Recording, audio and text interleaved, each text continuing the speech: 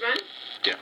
Hello, my name is Teresita Blanco, the Artsy sister, and today we're reading the final chapter of Saturnastra Monkey King.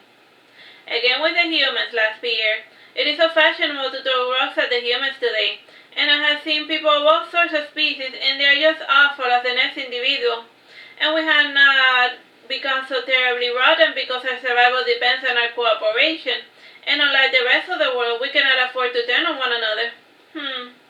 Other than humans, my ancestors didn't have anything else to compare themselves to, said Abel. Also, since your humans had no other rival species, they started to compete with one another for resources, mused Pierre. Well, if you want to put it bluntly, yes. And I guess that is how it happened, maybe, said Abel, unconvinced. There really isn't a way to know for certain anymore, and even we do not know how we became aware, said Pierre thoughtfully, and he added, unless if you know something about it. Said Abel, shrugging his shoulders, and he felt that there was no point in mowing that old bone. And 30 years ago, Abel was left behind by his brother Ahe in the forest of beginning, and the twins had been traveling along with the rest of the family, and clutching at his brother's arm, the nameless child staggered through the overgrown bushes, trembling at the slightest sound and vibration from his surroundings. And he was most terrified whenever a creepy crawly got inside his pristine white robes, and this happened more often than not, seeing as though he kept stepping on the creepy crawlies by accident. And with his eyes rolling around his head, the nameless twin child seemingly avoided all natural danger, always careful not to squash even the smallest ant. And one day his older brother Marduke gave him this terrifying order, and they were to disperse and blend in with society. And to further emphasize this, Marduke had separated the nameless child from his air-headed, very powerful companion, and the child watched in horror as his twin whimsically left with a foolish grin on his stupid face. The child screamed pitifully, "Damn you, don't leave me alone!" And the child wandered alone in the forest for hours without any of his siblings to keep him company or protect him from the world. Always running away or striking with his staff at anything that seemed remotely threatening, the Pharaoh scared little creature even attacked a poor shepherd boy. And after hours of being alone in the forest, the nameless child had said, "Please come back, don't leave me alone, I'm not strong without you." And since his brother had not come back, he just resorted to crying because of his cruel fate. He was not truly alone, for Marduke's demons kept regular tabs on him, and since things were not going his way, he lay down on the ground and closed his eyes, and covering his head and body conveniently with his father's clothes, he slept for 2 months. And he hoped to hibernate through the entire mission without contributing anything to the war effort. And Marduke was not going to be pleased, but it was preferable to die not being a burden on his siblings. And he returned to consciousness when he felt an external stimuli. It was faint, but a stick was poking at him. Every moment he stood, he noticed that his staff was gone, and summoned it back to his side. It frightened the person that was beside him, and he narrowed his eyes when he saw the hairy people standing before him. Looking at those apes standing straight with traveling attire made him laugh, for it reminded him of the planet of the apes. The youngest among them, Pierre, asked, "What is so funny?" "No, nothing," said the nameless child, standing out. "It is just that this was not in the brochure." The demon lurking in the shadow said to the nameless child, "They are a relatively new development, endemic to the region known as Lusitania." The evolved apes looked at one another in confusion as they saw the child have a prolonged conversation with something they could not perceive. And they were a bit unnerved because their instinct warned them that a malevolent presence was indeed nearby. And Pierre's grandmother, named Martyr, made the pertinent question, "How are you, and what are you doing here?" "My name is well, I don't have my name yet, and what I'm doing here, well, I'm just passing the time," he said with much enthusiasm. "And where are your brothers and sisters?" inquired Pierre. "I don't know, they abandoned me. They left me to my own fate," said the child with his eyes watering. There, lad. We'll take care of you. We'll take care of you until your family comes for you," said the martyr. And her maternal instincts had been sparked up by the sight of such a helpless little thing. And it was not the first time that Martha and her little merchant band had met an abandoned child in the woods, and parents used to ditch their kids in the woods all the time, and when they could not feed them. And other mean-spirited peasants and even nobles used to do the same with their parents in lieu of the traditional retirement home or a sanitarium. And normally the Nagas would take would take them to another town with supplies and hope for the best. And if they ran into a merchant cab, they would just drop them there. And the merchants tended to have great respect for the elders, and they were always willing to accept new brats into their fold. And Matthew was wondering how to deliver the newly found charges he had found. And one night the nameless child said to Martyr, "I was hoping you wouldn't ditch me in the next town over. It is best for you to return to your kind," explained Martyr. "And those humans in the town below are not my kind, and my people have not been humans for eons, in the same fashion that humans and elves are no longer apes, or Neanderthals for that matter," explained the nameless child. Pierre, interjecting, said, "Wait, what?" "It's just how nature works. You trace enough of your ancestors and you will start noticing that succeeding generations change ever so slightly," said the child, trying to explain evolution to those that surround him. "I have seen that firsthand," said Martin, "and my great-great-grandmother used to swing from vines and does not make an effort to even mimic language, and even her less than physical posture is a bit slanted." And this time it was an English child who exclaimed, "Wait, what? How is that possible? The process of evolution shouldn't happen so quick." And for the following days, the child was lost in meditation. And Marta had already passed the human town and was continuing her trade route with her small troop. And one day, he nodded and asked, "And have your people almost wiped out off the face of the planet?" "Whatever do you mean?" asked Pierre coolly. "I mean, do you get killed often by people or disease?" asked the nameless child. "Whenever we leave our home, we are in constant danger from other creatures, and we have a detente with our own kind not to kill one another. And we had always managed to avoid each other's territories until recently. And certain troops command a large scope of the land, and our group has been forced to scavenge outside the forest. And we lost the plague fighting with our neighbors, and thus we had to expand outwards, and over the year we had learned to live outside the forest, and we even thrived," explained Martyr.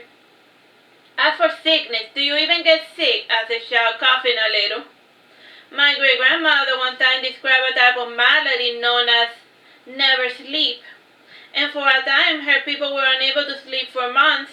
And during those days, Mima, that's what I used to call her, she said she was not able to extend her wrists, and her left foot had the same problem, and her mother used to see everything in bright colors after a while," said Martyr. Again the child was in deep contemplation for hours, and whenever he was thinking, he stopped coughing and cringing at every little thing. And the child asked, "Can I go live with you guys in the forest for a time?" And Martha's eyes darkened, and she said, "It is best you live with your own kind." "Man, I would prefer to take my chances in your forest, and I am helpless without my better half. And your people at least seem amicable," said the child without much enthusiasm. And a week passed, and the earth 1 year in the Lusitania Peninsula, and in an effort to help the child, she had tried to give him out to adoption in multiple homes. And it was at that moment that they realized that the truth behind what he meant when he said that his kind was no longer human, and all aspects of humanity clung to him, his looks, his eyes, and silver hair. However, there was truly something inhumane about him, and the normal humans could smell it, and they feared it. And the first issue that our humans pointed to was the nameless child's speech. And most did not know so much the look, but the manner in which the child spoke, and it was not normal for a 2-year-old looking brat to be so eloquent. And even the most precocious child lacked the understanding that the strange boy displayed. And the nameless child had pigmentation in his silver eyes, and hair were also cause of great concern. And the eggs from Lusitania did not know this, but these were telltale signs of a silver dragon disguised as a human. And in spite of using a human form, most silver dragons tended to retain their trademark mane and eye color. So, like, if you see like a human that has silver hair and silver colored eyes, he's probably a dragon in disguise. Probably. Then humans were not going to take chances with a child that might be a dragon, and a very dangerous one at that. And the night before the party, a traveling dragon rider came out to the ape troop camping outside camp, and the rider usually wore clothing predominantly featuring dragon scales, and this one wore a tragedy mask and was covered from head to toe. And she offered Martha a basket filled with bananas, and Martha accepted the gift because her grandson Pierre liked bananas. And Martha never quite understood humans' obsession with watching apes eat bananas. Like every human they ready to eat banana. I said, okay. Thank you for the banana boat. Why are you so obsessed with watching me eat bananas, you lunatic? After saluting the dragon rider, Margaret asked, "How may I help you, Your Eminence? I was told you were trying to pawn off a dragon ring among the unsuspecting masses, ergo I was compelled to investigate," said the tragic dragon rider coolly. "Dragoning? Is that like a small dragon?" said Margaret, looking about. "There's no dragon here, sire. And what about that weird kid?" said the dragon rider, pointing to the nameless silver-haired child. Well, he's a human as far as I can tell, as far as I can smell," said Martyr. Dragons do tend to mask that as well," commented the dragon rider. But they can mask their looks, but never their smell. And even with a perfect transformation, dogs and other creatures with a better sense of smell can see right through you, dragon," said Martyr, pointing at the dragon rider. "I beg to differ. With skills so commonplace, anyone can smell like a dragon if it so desired," said the dragon rider. And the interrogation continued for quite some time, and in the end, Marty discovered that the dragon rider was just wanted a boy, regardless of whatever he was.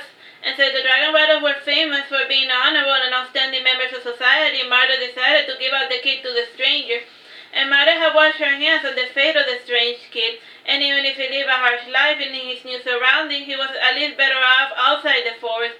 And Pierre was not at all convinced, but he really did not care. And there wasn't anything to gain from helping out a stranger, let alone a human. And he could never understand Margaret's adoration towards small children that were not of their own kin. And he naturally assumed it had something to do with just her maternal instincts acting up. And 2 days passed, and they had returned to a bit to the forest, to the bit of the forest that was still part of their territory. In the outskirts, the troops had been constructing storehouses, and they would place inside whatever may be of value to the humans, and they would supplement their monotonous diet with whatever the food they could trade during their wanderings. And Pierre dismissed from his mind completely the incident of the stray child, and a week passed, and he ran into the belligerent twins, and these overgrown juvenile monkeys spent their time fighting with one another or against others that were unfortunate enough to run into them. And when it was a turn in the group, it was a guaranteed beating, and Pierre ran for his life, and he climbed up a tree. And it was strange for a descendant of the orangutans and the gibbons to flee when confronted by 2 juvenile squirrel monkeys. And measuring almost a meter in height, the twins were an easy picking for any larger ape in the forest should they so desire to tackle them. And with not so much their physical power, but the tenacity and the persistence of their attack. And in less than a minute, they could claw your eyes out or bite off an ear if you were not careful.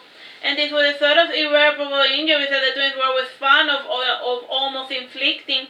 And it was a twisted little games out there, for they had nothing else to do, and no one had any desire to stand up to them. And after throwing rocks at Pierre for a few minutes, the twins screeched in their native dialect, and Pierre answered back, hooting, "I don't understand you." And the twins gesticulated and pointed at their bellies, and rolling his eyes, Pierre said, "I don't have any food. Go scavenge for your own meals."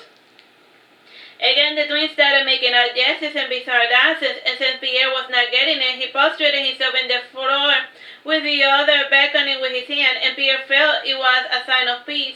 And when he came to the ground, the standing twin could not help but throw a rock at Pierre's shoulder, and his reflex made him grab it in the air, and when he examined the rock, his eyes widened.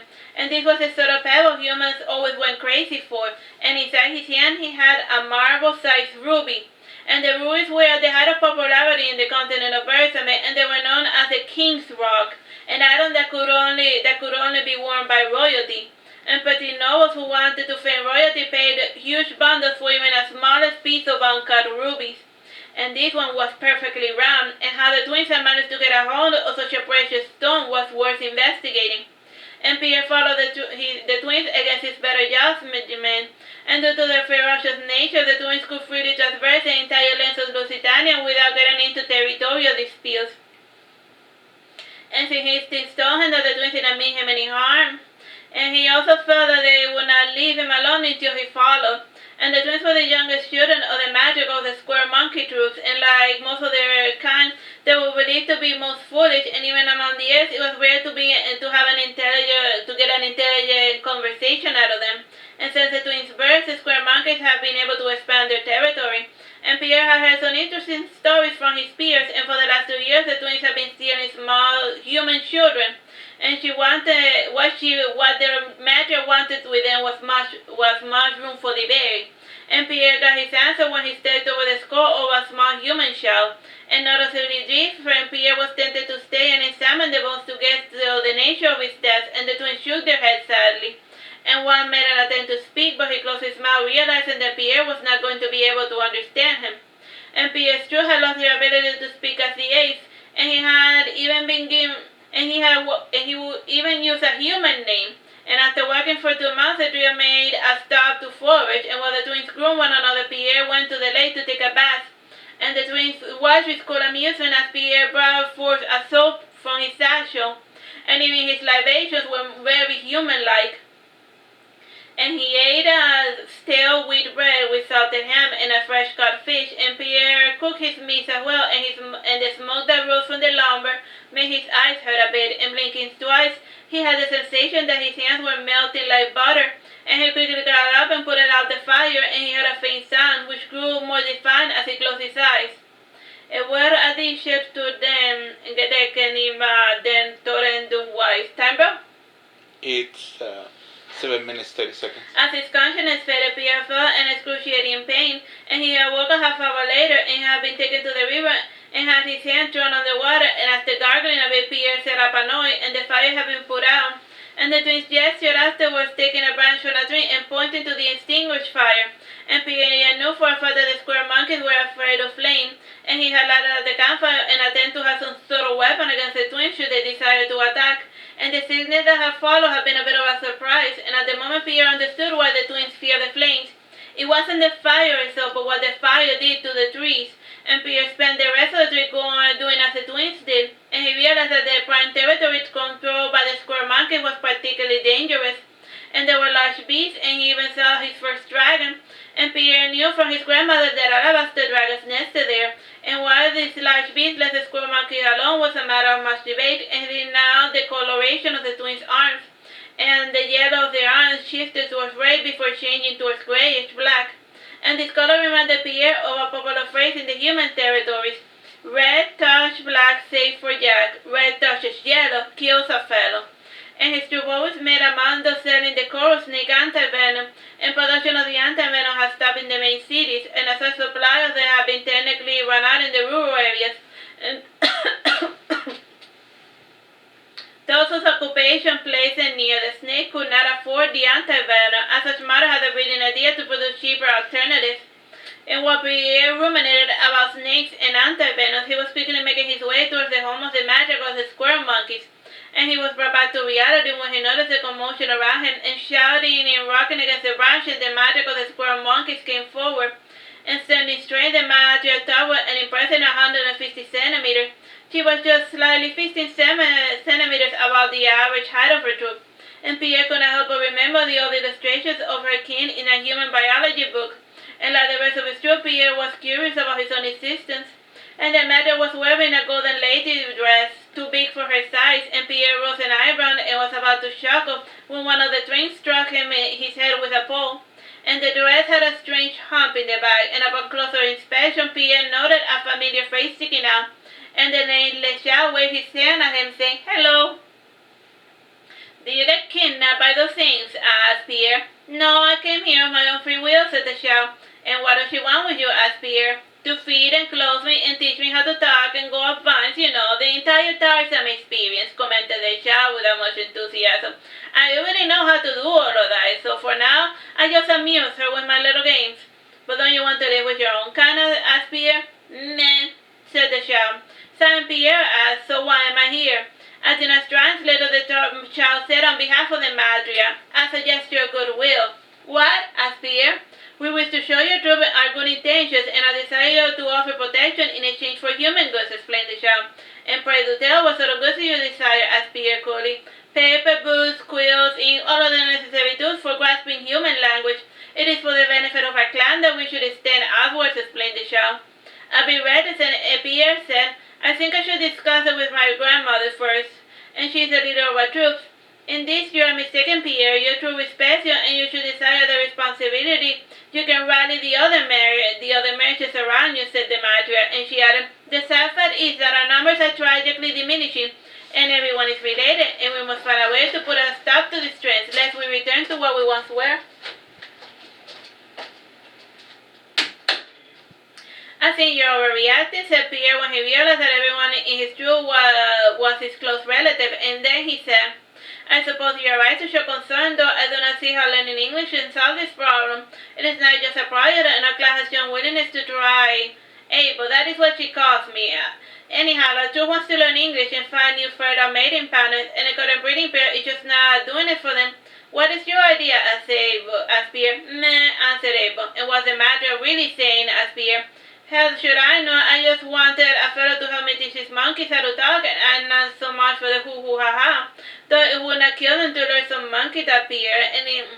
And if anything, I would be able to eavesdrop on humans from knowing what you are conversing, suggested Abel. So I should just bring the papers and whatnot, asked Pierre. Yeah, and don't forget the golden thread, and silk too, insisted Abel. What for? To dress a monkey in silks? Come on, what do you think I want? Shoo-shoo, and get to work already, puny human, said Abel, shaking his tiny fist. And the twins dragged Pierre out of the form belonging to the squirrel monkeys, and after returning to his troops, Pierre relayed the information he heard. And matter was uneasy at first, and this was the first time the squirrels had initiated contact with the troops in attentive trade, and they had always kept their distance. Time, bro? 2 minutes, 30 seconds. I don't know. I don't think it's so much that they wanted to avoid other clans. Rather, I got the impression that other clans feared them, explained Pierre, remembering their square monkey recent interaction. And we should try them for the time being. It is not as if our troop has any fighting instinct left in them. And a pity indeed, said Pierre, and in the quest to lead the humans, Marduke's troop had lost something precious. And before heading out with the square monkeys, Pierre thought it would be a good idea to civilize them in the way of the human world. And the first and foremost thing to deal with was their lack of clothing, and aside from the matriarch, whom Mabel called Milika, the square monkeys wore human attires as for a fad, and it wasn't required, needed, or encouraged. And after explaining the advantages of clothing, Milika had her twins dressed and given human names of Wisdom and Virgil, and in mimicry of Abel's attire, they wore mage outfits of pure white silk with golden borders. As Abel, and every time Pierre saw him, he looked a little bit different. Oh yeah, bro? 1 minute, 30 seconds. And when Abel started getting heavier, Pierre realized that the child was slowly transforming into a squirrel monkey, and he was becoming one of them. And even Milika, who was not particularly bright, felt that there was something off about this transmutation, and in human society, such honor was normally attributed to magic, and Milika, on the other hand, was possessed by a singular thought, and she correctly came to the right conclusion that Abel was not of this world, and the idea quickly gained prominence among the apes of the Lusitania Peninsula. Alright, so here we're done with Saturnastra monkey king. The last chapter was just explaining how he came to live among them. Bye bye and God bless.